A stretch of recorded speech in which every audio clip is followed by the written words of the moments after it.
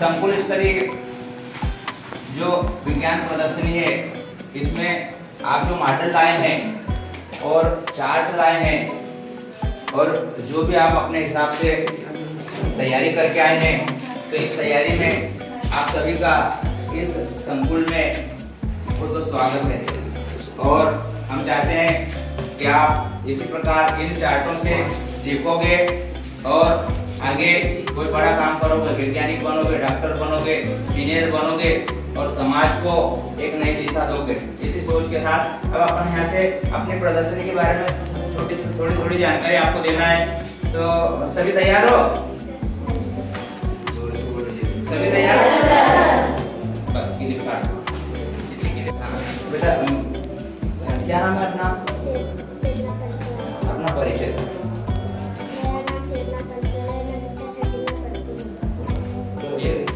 काई का चार्ट है कि मॉडल है? चार्ट है ना? काई का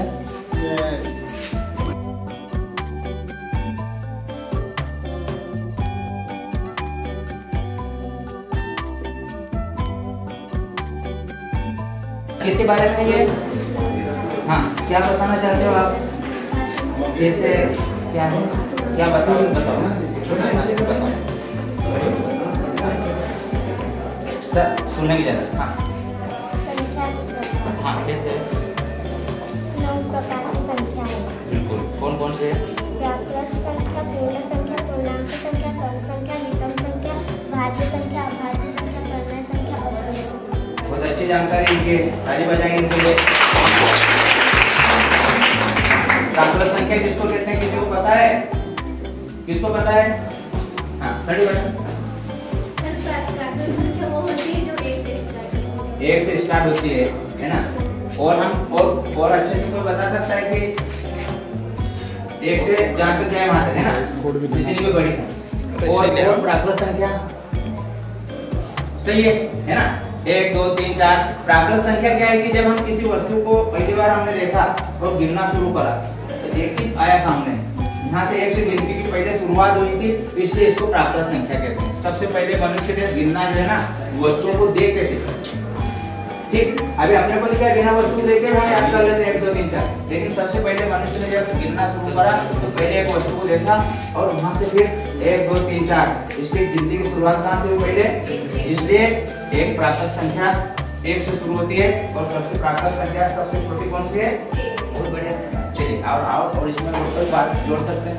सम संख्या सबको मालूम है ना? अभाज्य संख्या सबको मालूम है ना? पूर्ण संख्या सबको मालूम है। चलिए बहुत बढ़िया, इनके लिए ताली बजाएंगे।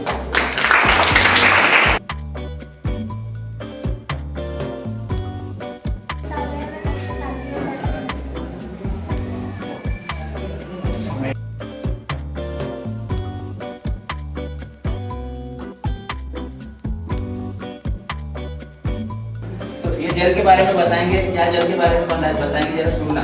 बताओ।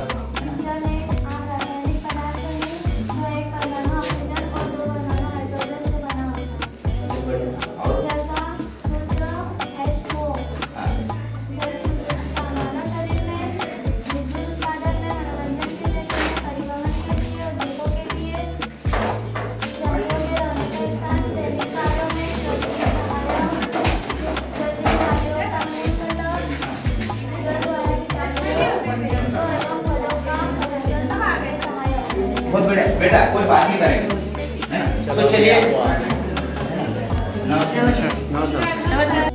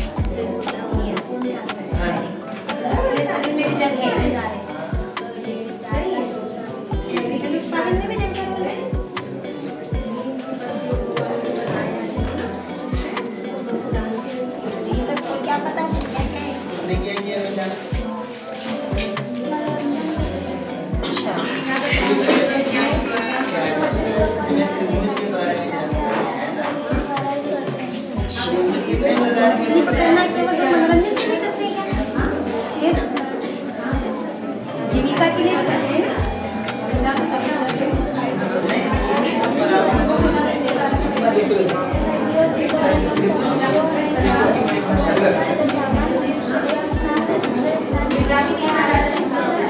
Very good. उद्योगों में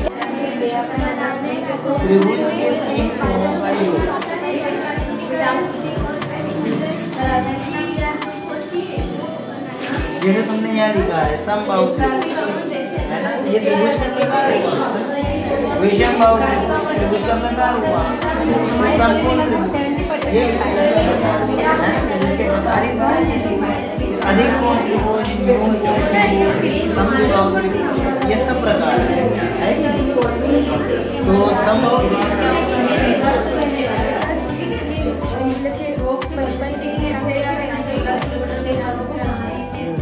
क्या होता है? जिसके तीनों भुजाएं समान, समान बाहु मतलब भुजा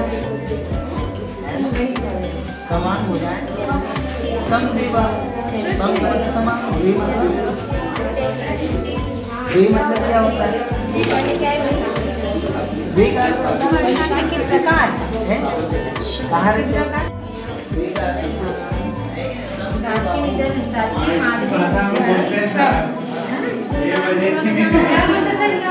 पर्यावरण संरक्षण किसको संरक्षित किया गया है? क्या केवल पौधों को ही संरक्षित करना है कि पर्यावरण में और भी जीव जंतु जो पाए जाते हैं, ठीक है, उनको भी संरक्षण देना? क्या करना होगा हमको पर्यावरण संरक्षण के लिए? पेड़ पौधे अधिक से अधिक लगाना।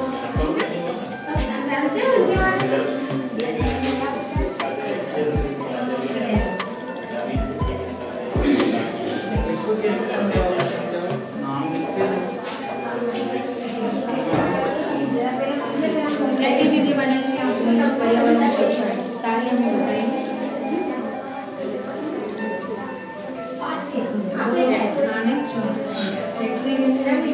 क्या यूज है इसका यहाँ पर्यावरण में? क्या काम है?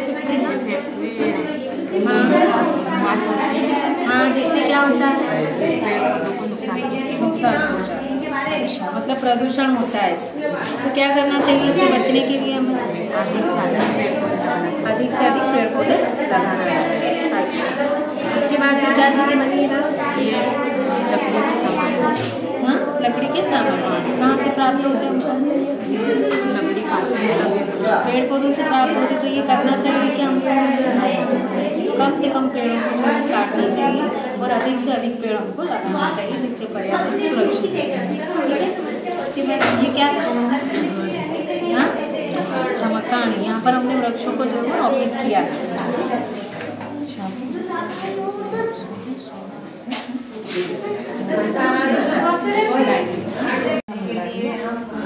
बलराम तालाब। हाँ,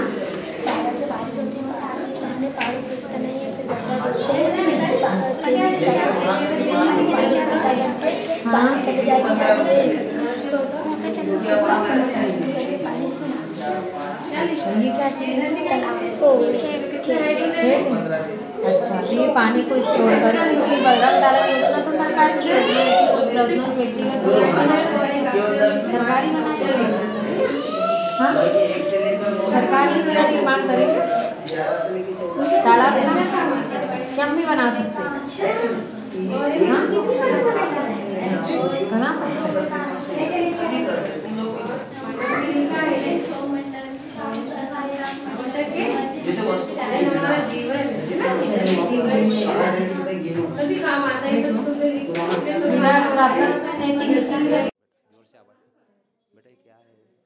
क्या लेके आए हो?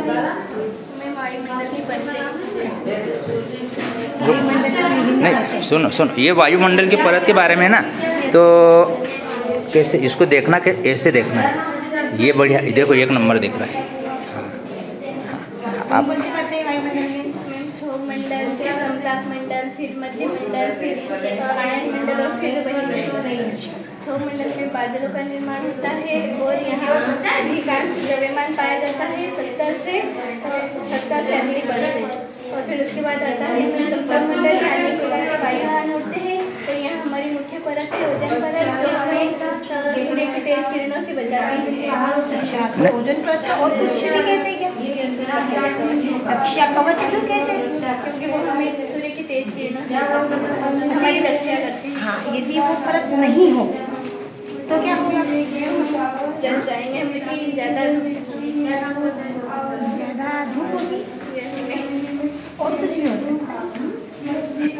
वो जो पराबैंगनी किरणें हैं वो यदि हमारे शरीर पर गिरेगी, किसी भी जीव के शरीर पर गिरेगी, उसको कैंसर जैसी बीमारी हो सकती है, उससे बचाती है। और उसके बाद आता है मध्य मंडल, जहाँ उनकी वायु की बहुत पतली परत है, जहाँ श्वास लेना मुश्किल और जहाँ अंतरिक्ष से जो उल्कापिंड आते हैं धरती पर नहीं आते तो मध्यमंडल में ही रह जाते हैं। और फिर उसके बाद आयन मंडल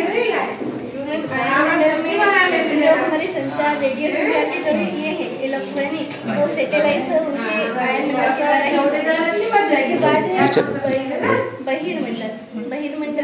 बहिर्मंडल में सबसे ज़्यादा गैस हाइड्रोजन और हीलियम पाई जाती है। और बहिर्मंडल में हमारे सितारे भी स्थित हैं और ये क्या सितारे भी स्थित हैं। और ये उपग्रह पृथ्वी की परिक्रमा भी बहिर्मंडल में ही लगाते हैं। यहाँ से समझाते जाओ तो बेटा कि ये पृथ्वी है, फिर इसका ये है, ये समता, ऐसा ऐसा इधर से बताओ तो जरा एक बार। हाँ, इसको मॉडल से बताओ ना बेटा, ये बता। हाँ, जोर से बोल। हाँ, जोर। हाँ, ये जहाँ हम रहते हैं। हाँ, ठीक, आगे। हाँ, उसके बाद क्षोभ मंडल है, जहाँ बादलों का निर्माण होता है। बढ़िया। उसके बाद समतल मंडल है, जहाँ हमारे वायुयान उड़ते हैं। और फिर उसके बाद मध्य मंडल है, जहाँ उल्कापिंड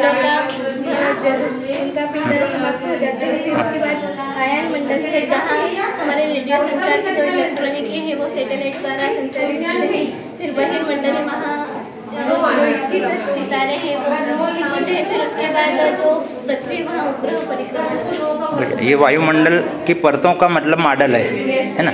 बहुत अच्छे से प्ले करा। ठीक। अपने इसमें ठीक नहीं अपने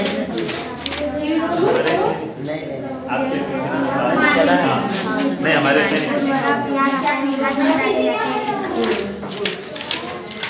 अपन जो पढ़ते हैं हमारे इसमें भी गोबर और पौधों के अपशिष्ट से बने होते हैं। ये जो भी खाद पे डाल सकते हैं। डालते हैं आपके खेत में? हाँ, कौन सी खाद डालते हैं? गोबर वाली यूरिया डाल देते हैं? नहीं, डालते हैं। डालते हैं, वो भी डालते हैं, मिला देते हैं।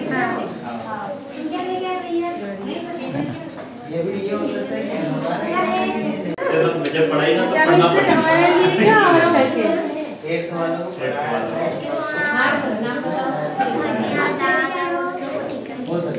सभी प्रकार से हमारे शरीर के लिए आवश्यक विटामिन है। और कौन से विटामिन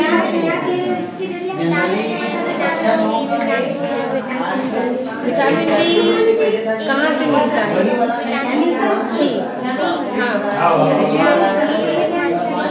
नहीं, फ्री में, हमें कोई पैसा नहीं देना पड़े, फ्री में कहाँ से मिलता है विटामिन डी?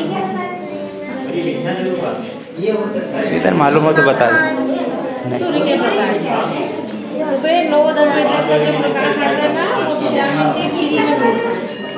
हमें अच्छे से लेना चाहिए, सूर्य की तरफ पीट करके बैठ जाए, मुँह पे जब ज़्यादा लगेगा तो अच्छा से हमारे हड्डियों में जाता है ना। बैठते हो? इससे क्या होता है विटामिन डी से?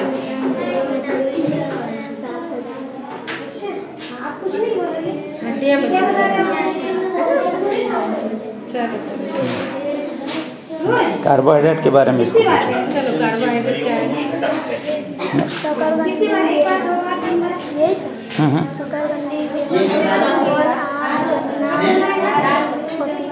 पपीता, तरबूज। तो उससे क्या होता है अगर कार्बोहाइड्रेट नहीं लेगा तो क्या होगा? हम कार्बोहाइड्रेट क्यों लेते हैं? क्या मिलता है उससे? ऊर्जा। ऊर्जा क्यों जरूरी है?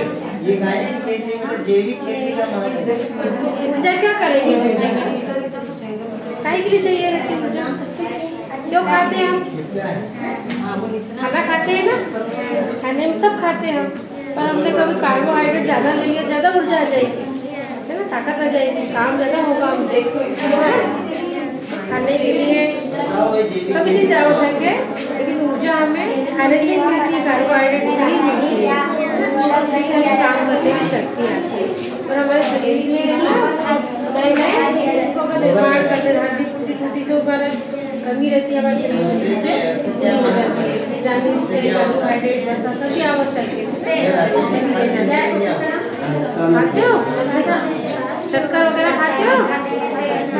तो क्या दोनों खेत में क्या फर्क रहेगा? मतलब जो वो वो खाद डाले ना, गोबर खाद, उसमें जो मिट्टी भुरभुरी रहती है, संरक्षण रहती है, उससे वायु आर पार जा सकती है अच्छी सरलता से। और इधर उर्वरक या रासायनिक खाद? उर्वरक एक मानव निर्मित लवण है। उर्वरक से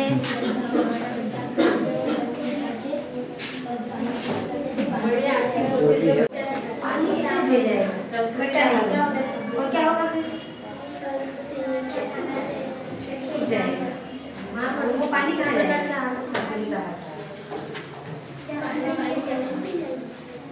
इसमें पर्याप्त मात्रा रहेगा, बाढ़ आएगी, जंगल में हानि होगी, है ना? इसलिए हमें क्या बनाना है? तालाब बनाना है। इससे हम क्या कर सकते हैं? और कुछ भी कर सकते हैं।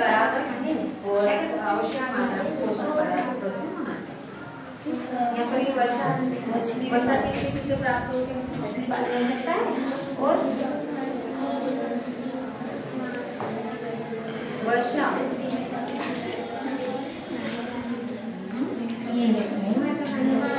मिलाकर जितनी भी ऑयली होता है, ठीक है, चाहे वो बीज हो, कोई सा जीव हो, उसमें सब वर्षा उपस्थित होती है।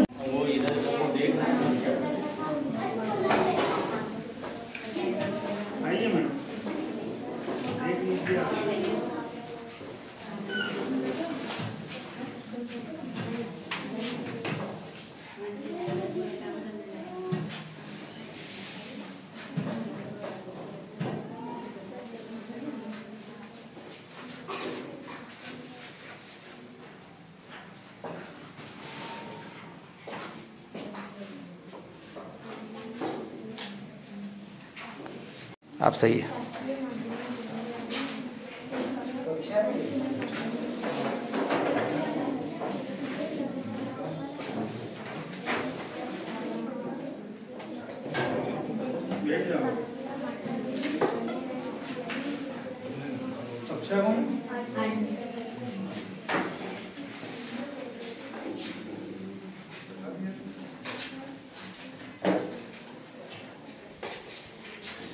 चेतना मंडल की कौन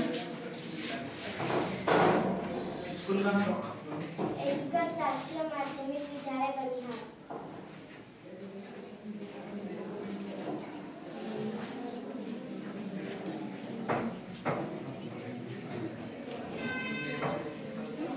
क्लास कौन सी बेटा?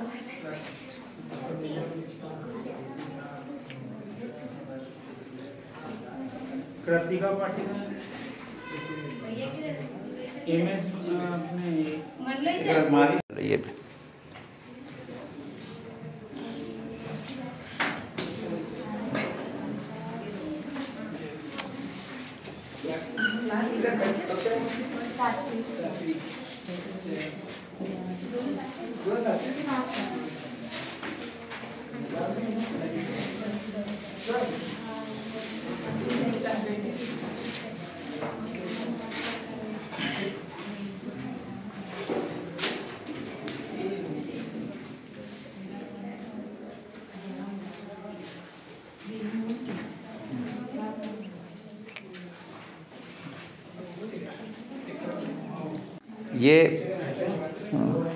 कहाँ से है बेटा? अपना परिचय और ये क्या मॉडल लाए हो, क्या बताना चाहते हैं, जरा बताओ क्या है जी। मेरा नाम शिव शंकर यादव है। मैं कक्षा 8वीं में पढ़ता हूँ। मेरी स्कूल का नाम एकीकृत शासकीय माध्यमिक विद्यालय रायगढ़पुरा है। आप क्या बताना चाहते हो? जैविक खेती का महत्व। जैविक खेती का महत्व बताइए अपने हिसाब से क्या है। जैविक खेती वह कहलाती है जो जिसमें रासायनिक तथा उर्वरक खाद नहीं